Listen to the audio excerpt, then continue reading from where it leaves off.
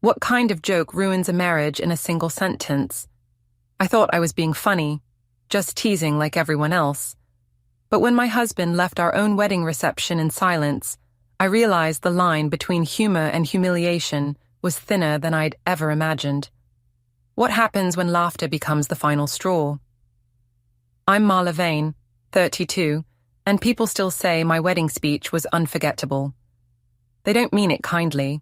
I used to think humor could fix anything, that if people laughed, it meant things were fine. So when I stood up at our reception, a little drunk holding the mic, I made a joke about my husband's size. It was supposed to be funny, light, the kind of teasing that showed closeness. Everyone laughed, except Daniel. He didn't even look at me. He just put his glass down, stood up, and walked out in front of everyone. At first, I thought he needed air, that he'd come back once people stopped whispering, but he didn't. And when I tried to laugh it off, pretending he was being dramatic, no one joined in. The silence that followed was louder than the music. Now, when people mention that night, they always lower their voices, like talking about a funeral. Maybe they're right. Maybe something did die that night. And maybe it was my own joke that killed it. Before we dive deeper into this story, I have one small request.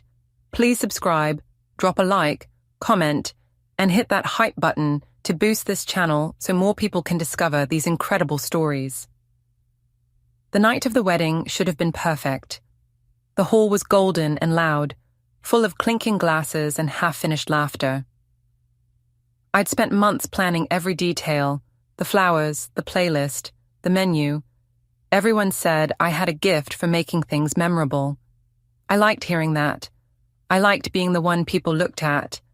And when the time came for my toast, I wanted to make sure they kept looking. Tara handed me the microphone, grinning, already tipsy.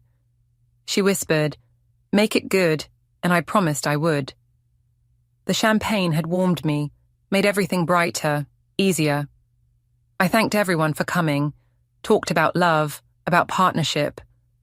People smiled, their faces glowing in the soft light. Then, too quickly, I slipped into the joke. I said something like, "Daniel may not be the biggest man in the room, but he knows how to make things last." It was meant to be clever, teasing. There was laughter, quick, sharp, nervous. I heard a few gasps. Daniel's smile froze, then vanished. I tried to keep going, to pretend it hadn't landed wrong. But when I looked at him, he wasn't there. He had set down his glass, adjusted his tie, and walked out. No words, no glance back, just the sound of his shoes across the floor and the door swinging shut. For a second, everyone kept laughing, thinking it was part of the joke. Then they realized it wasn't. The music faltered. Tara whispered, "He'll be fine."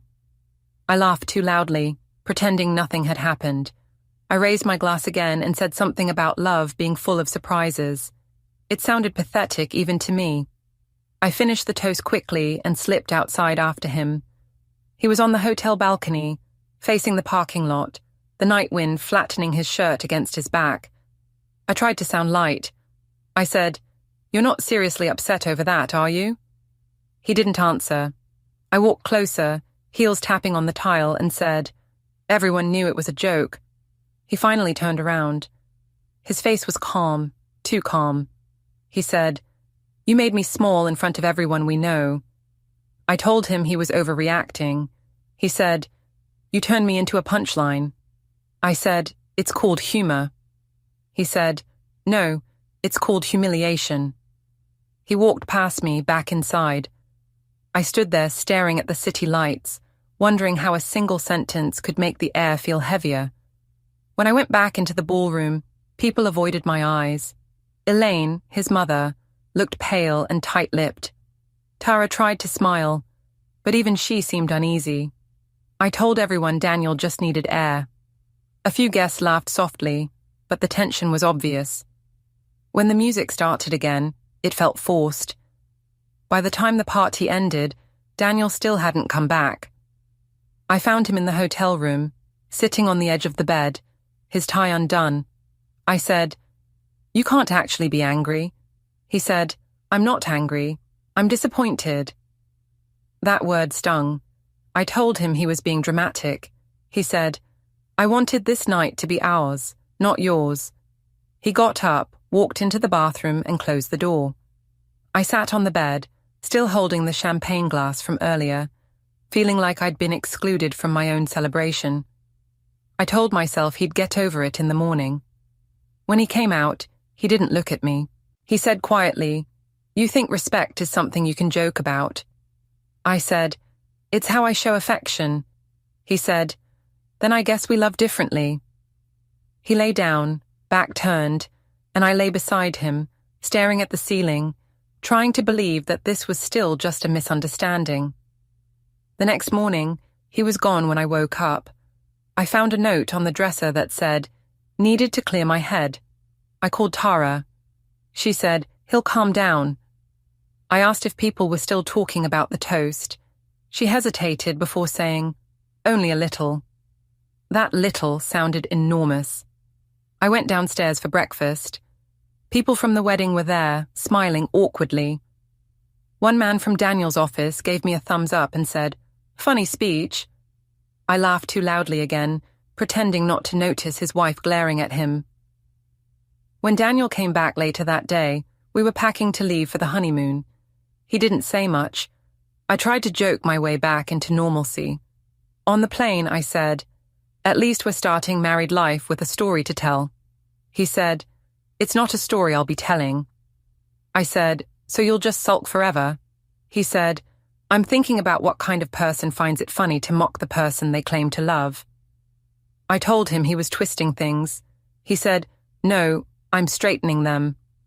I stopped talking for the rest of the flight. During the honeymoon, he kept his distance. He took photos of landscapes, not of us. When I tried to hold his hand, he pulled away gently. I told myself he was still hurt, but he'd move on. I posted a few pictures of myself smiling by the beach, tagging him with heart emojis. He didn't like or comment on any of them. When we got home, the first few weeks felt normal enough. We went back to work, fell into routines. But the silence between us didn't fade.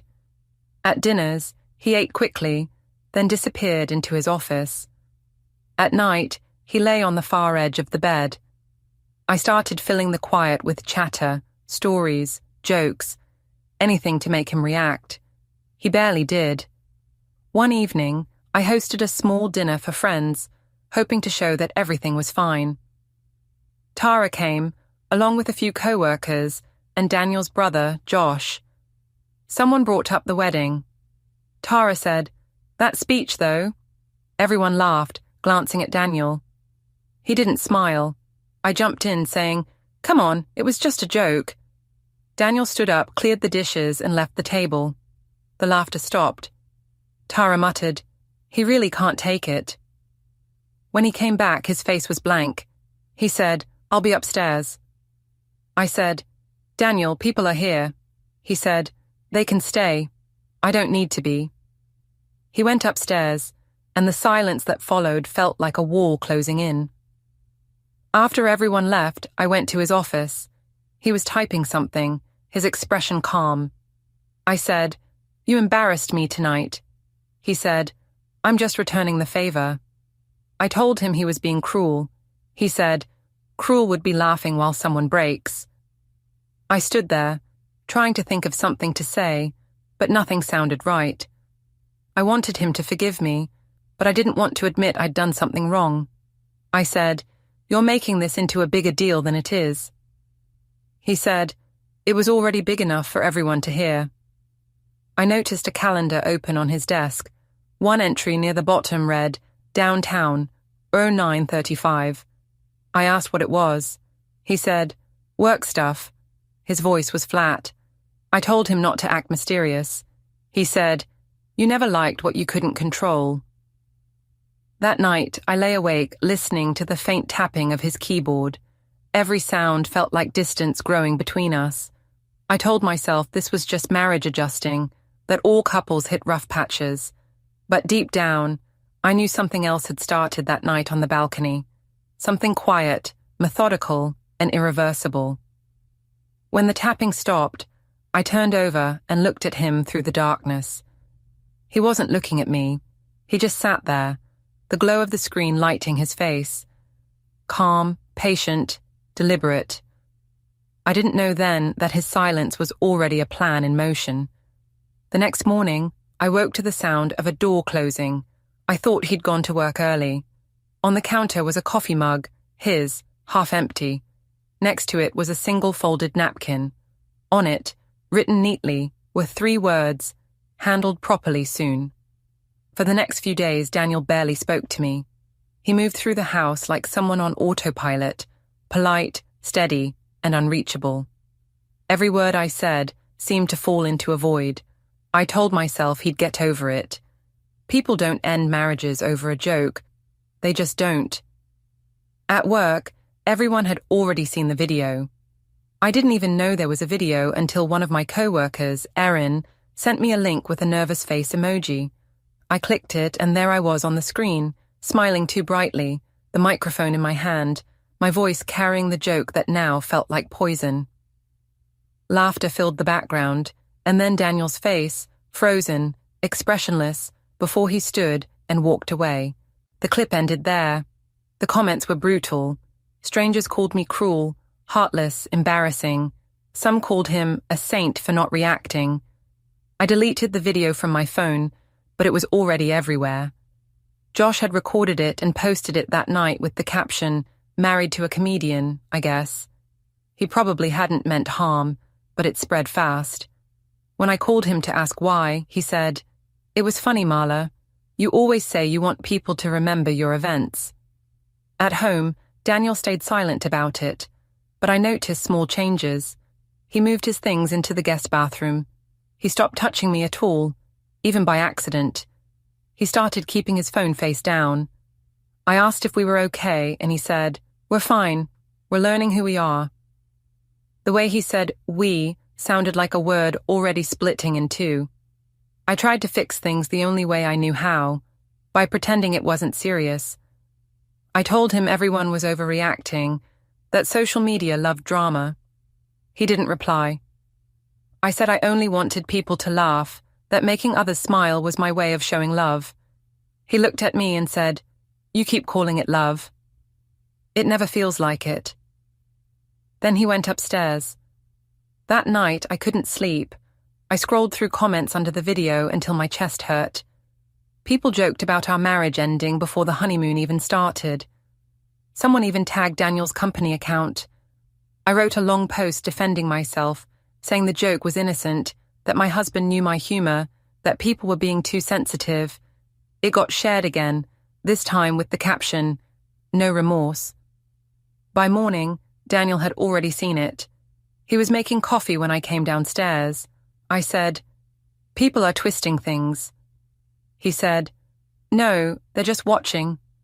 I told him I was trying to fix it. He said, "You don't fix things by explaining why they weren't broken."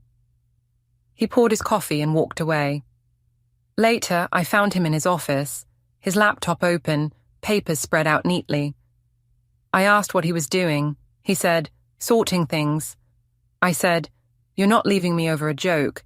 He said, "I'm not leaving because of a joke. I'm leaving because you keep calling it one." I felt something tighten in my chest. I told him he was being cruel. He said, "No, I'm being quiet."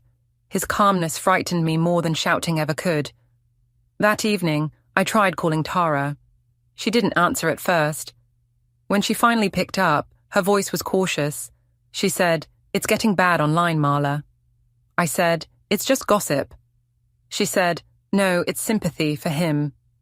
I told her people didn't even know us. She said, "They don't need to. They saw what you did." I hung up before she could say more. The next morning, Daniel left early. I saw a note on the fridge. "Don't wait up." I checked his laptop again after he was gone. There was a spreadsheet open, neat rows of text, dates, and names. The header read, "Household Inventory." Another tab was labeled Personal Finances. My hands shook as I closed the screen. Around noon, Josh texted me. He called Mom this morning, said he's taking a break. I typed back, A break from what? He didn't reply. I felt a rush of anger then. Everyone was treating me like I'd done something monstrous. I went to Daniel's office and deleted the folders he'd left open, as if erasing them could reset everything. Then I called his phone, straight to voicemail. I called again and again. On the third try, it rang once before cutting off. That night, I heard the garage door open. I stood in the hallway waiting, ready to confront him. He came in quietly, set his keys down, and started taking off his jacket. I said, "You can't just disappear." He said, "I can when there's nothing to come back to." I said, "You're being dramatic again." He said, "You should listen to yourself. You sound like someone explaining a car crash by saying it was just loud." He went upstairs and I followed. I said, "We can fix this." He said, "We? You had a room full of people. I had a sentence I'll never unhear." I told him he was exaggerating. He said, "That's your word for everything you break." He went into his office and shut the door. I stood outside, listening to faint typing again.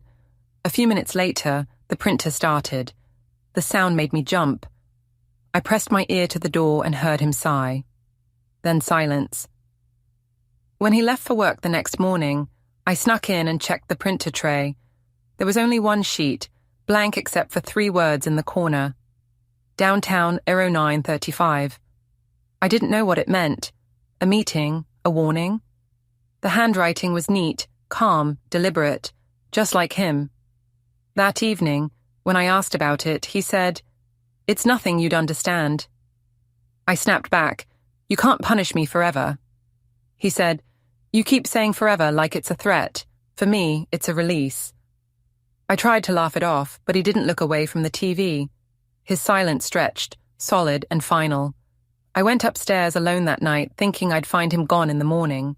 But he was still there, sleeping on his side of the bed, a line of distance carved between us that felt wider than any room. And for the first time, I wondered if the world was right. Maybe I hadn't made a joke. Maybe I'd made a choice.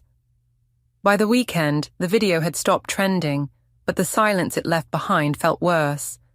People had moved on, but Daniel hadn't. His quietness filled the house like fog. He didn't slam doors or raise his voice. He didn't have to. Every small thing he did was deliberate, measured.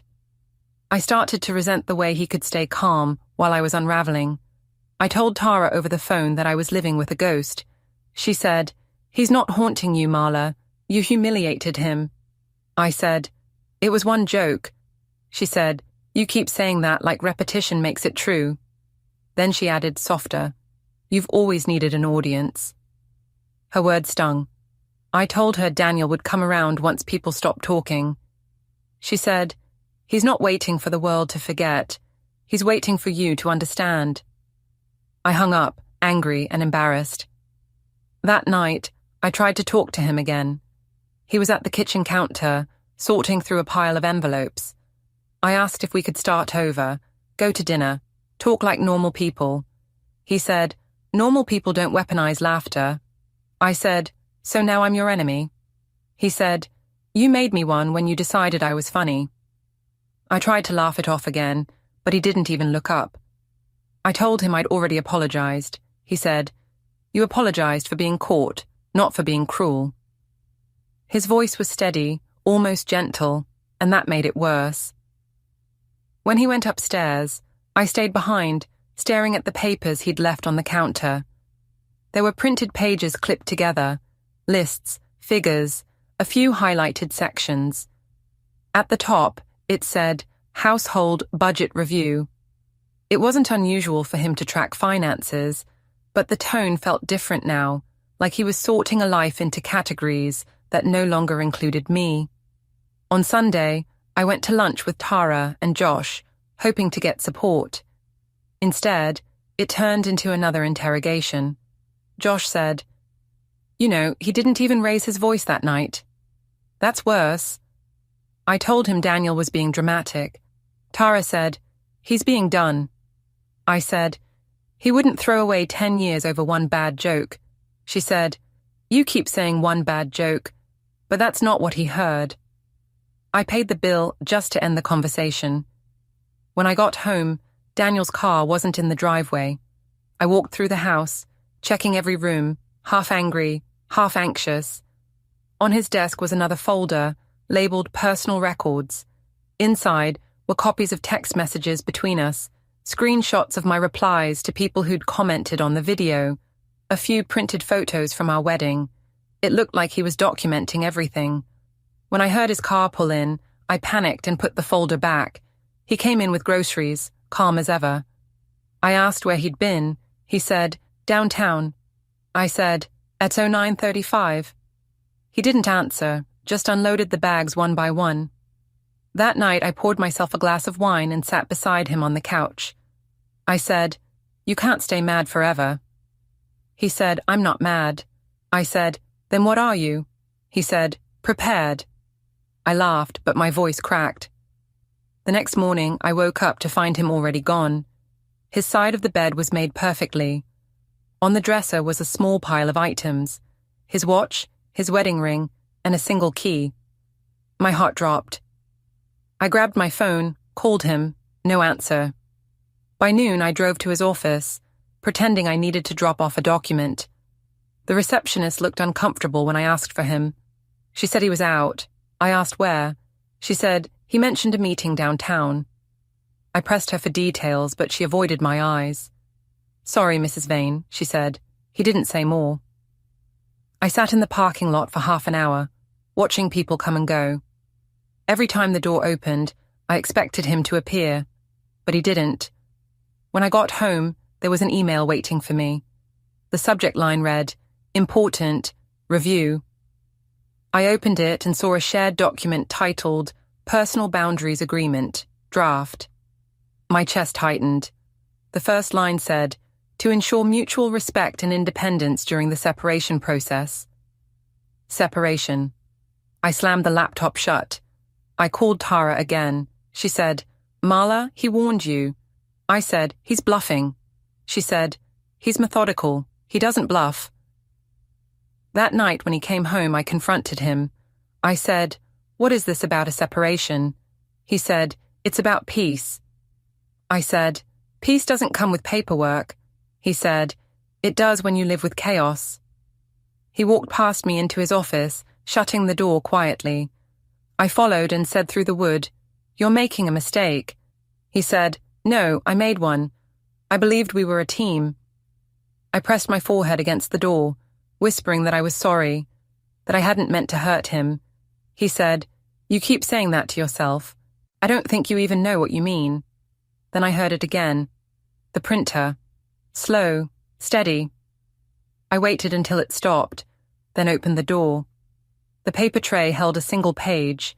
It said only, "Downtown 09:35, Final Review." I stared at it, unable to move. When I turned, he was standing behind me.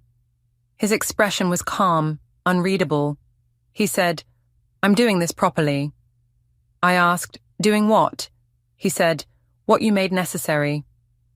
He walked past me again, and this time I didn't follow. I just stood there, staring at the paper until the ink blurred in my eyes. That night, I lay in bed, listening to the faint sound of rain against the window. Each drop sounded like something counting down, and in the silence, I realized what he'd meant by prepared. He wasn't leaving impulsively. He was building his exit one document at a time. The next morning, the house was unbearably still. The coffee pot was clean and dry. He hadn't made any. I wandered through the kitchen barefoot, feeling the echo of an empty routine. On the counter sat an envelope, blank except for my name written in his careful handwriting. I tore it open. Inside were copies of financial statements, a list of household items, and a note that said only, "Transparency matters now." I laughed out loud because it felt absurd. Who leaves spreadsheets when they stop loving you? But underneath the laughter, I felt something sharp, fear disguised as irritation. I told myself he was trying to scare me, to make me beg. I wasn't going to give him that satisfaction. Later that afternoon, Elaine called. Her voice was cool, polite. She said, "Daniel told me you two need space." I said, "He's overreacting." She said, "He's correcting." I told her she was only hearing one side. She said, "I saw the video, Marla.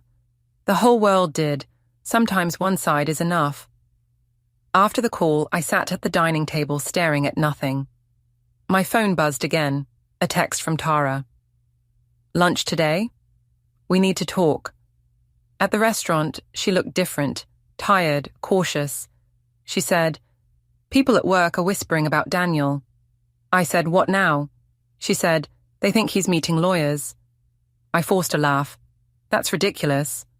She didn't smile. "He's calmer than I've ever seen him. That's not good for you." I told her he wouldn't dare embarrass himself by making things public. She said, "He doesn't need to embarrass you. You already did that yourself." I told her she sounded like everyone else. She sighed and said, "I'm just saying, he's not angry anymore, and that's when men act." When I got home, his car was gone again. I checked his office. Empty, clean, organized. The folders were still there, now in neat stacks labeled records, accounts, and communication. I opened one. It contained printed copies of our text messages, highlighted in yellow where I'd joked or deflected. On one page, I'd written, "You're so sensitive, lighten up." Next to it, in his handwriting, he'd written, "Repeated pattern, dismissive response." I slammed the folder shut, whispering, "Unbelievable." He wasn't just leaving me, he was building a case. That evening, I poured a drink and sat on the balcony, watching cars pass below. Every sound felt amplified, the clink of ice in the glass, the hum of traffic, the smallness of my own breathing. I told myself he was bluffing, that all this organization was just a performance to make me sweat. He loved control, and this was his version of revenge. At sunset, his car finally pulled into the driveway. I waited by the door, determined to end the silence. When he came in, I said, "We need to talk like adults." He said, "We've already done that. You just laughed." I said, "I've said I'm sorry." He said, "You've said it without meaning it." I snapped, "You're not perfect either." He said, "The difference is I don't confuse cruelty with honesty." He walked past me and headed upstairs. I followed, still talking. "So what now? You're going to pretend the whole marriage was a mistake?" He stopped halfway up the stairs and said quietly, "You already made it a performance. I'm just closing the curtain." Then he disappeared into his office, locking the door behind him. I sat on the stairs for a long time, holding my glass, listening to the faint sounds of him moving papers. Eventually, I heard a soft whirring. The printer again. That sound had become my heartbeat. When he came out later, I tried again. I said, "Daniel, you can't just destroy us over this." He said, "I'm not destroying anything. I'm documenting it." I said, "You're cold." He said, "No, I'm finished." He brushed past me and went to bed. That night, I couldn't sleep. I lay awake thinking about what Tara said. That calm meant action. Around 2 a.m, I got up and crept into his office again. The top drawer was locked now. I pulled, tugged, but it wouldn't open. I rifled through the papers left on the desk and found one half-printed document face down. I flipped it over. The heading read, "Notice of Filing Intent." I froze. There were blank lines where names would go. The printer light blinked faintly, waiting. My hand shook as I pressed the power button off. I couldn't let him finish it. Not yet. Not like this. I gathered the papers and shoved them into the drawer, as if hiding them could undo what he'd started. The next morning, he found me in the kitchen. His voice was calm, almost kind. "Don't touch my things again." I said, "You're giving up too easily." He said, "You call it easy because you never built anything worth losing." I said, "You're not leaving me." He said, "I already did. You just haven't read it yet." He took his coffee and left. The front door closed quietly behind him. I stood there, my pulse racing, waiting for the sound of his car starting. Instead, my phone vibrated, a message from an unknown number. It read, "Confirmed delivery for 09:35 tomorrow." I dropped the phone, my stomach twisting. Delivery. That word repeated in my head. I ran to the window. His car was gone again, the street empty. The house felt colder. I looked at the clock, 8:42. The day had barely started, and I already felt like it was over. The printer clicked once, softly, like it was remembering something it still had to do. The next morning started too quietly. Even the refrigerator hum felt louder than usual.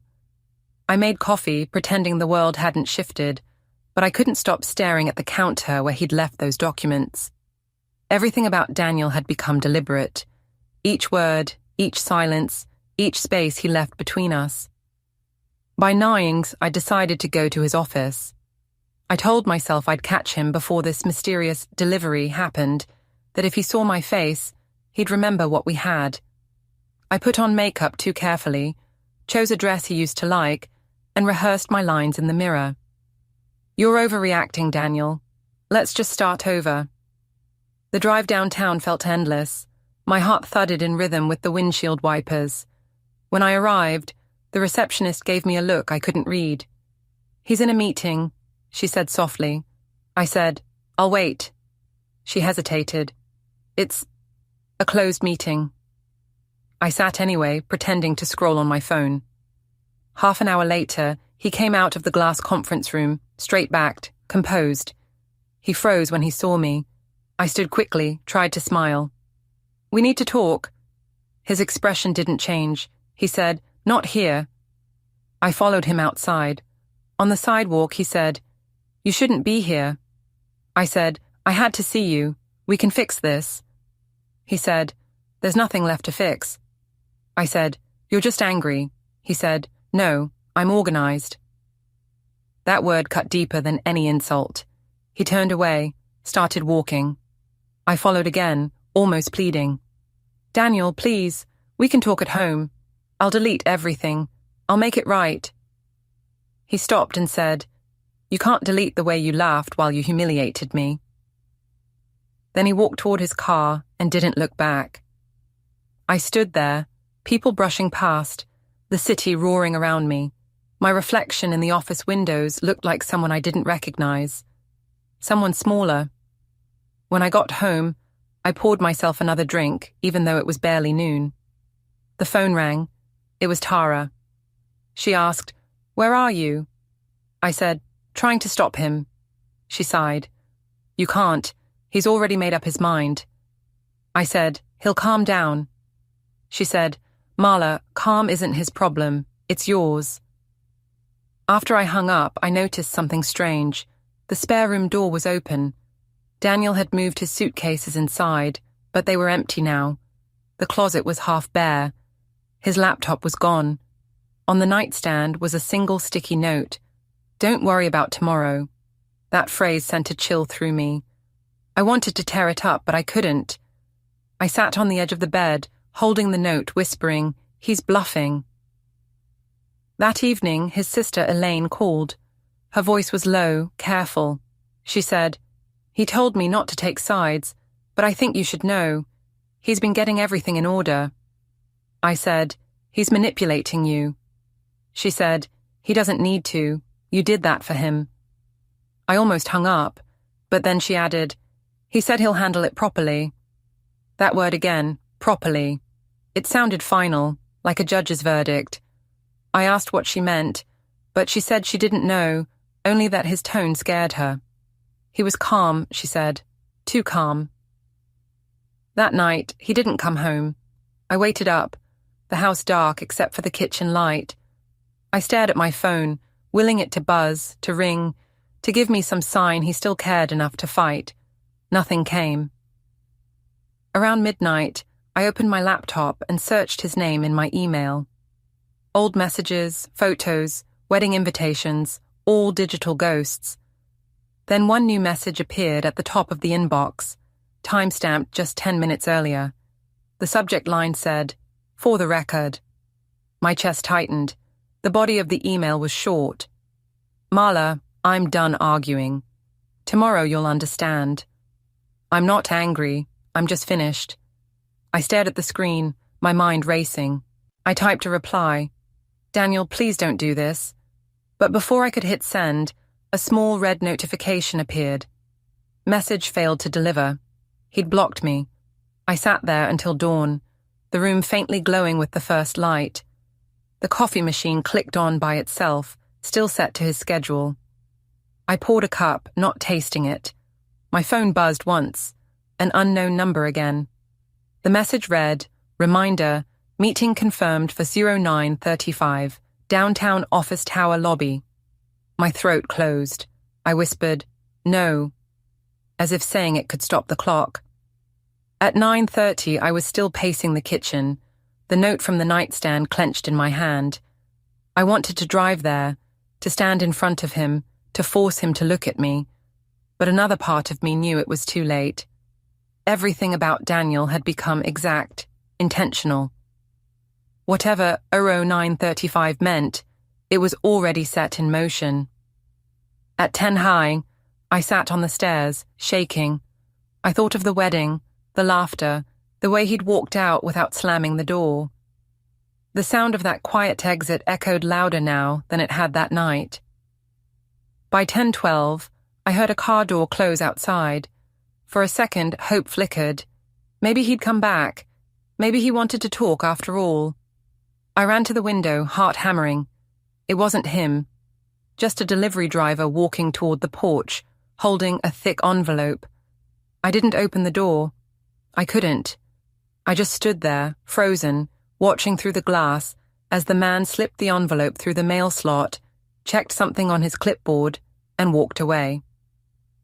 The sound of the envelope hitting the floor was soft, final, like the end of an echo.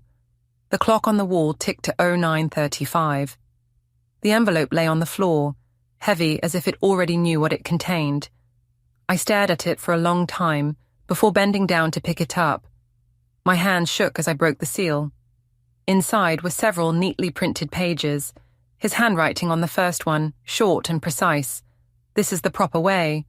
Beneath it, the heading hit me like a slap. Petition for dissolution of marriage with temporary orders. My name was printed beside his, separated by a thin black line. I sank onto the floor, the words blurring. He had actually done it. All those quiet nights, those folders, the printer. None of it was a threat. It was preparation. Outside, I heard a car door close. I ran to the window. He was there, standing by the curb, speaking calmly to the courier. He didn't look up at me, didn't wave. He just nodded, turned, and got into his car. I pressed my hand against the glass, whispering his name. He drove away without once looking back. The papers trembled in my lap, the clock ticking behind me, steady and cruel. For the first time, there was no sound left to fill the silence I'd created. Don't forget to hit like, subscribe, and turn on the bell so you don't miss the next story. Write in the comments from which city you are watching.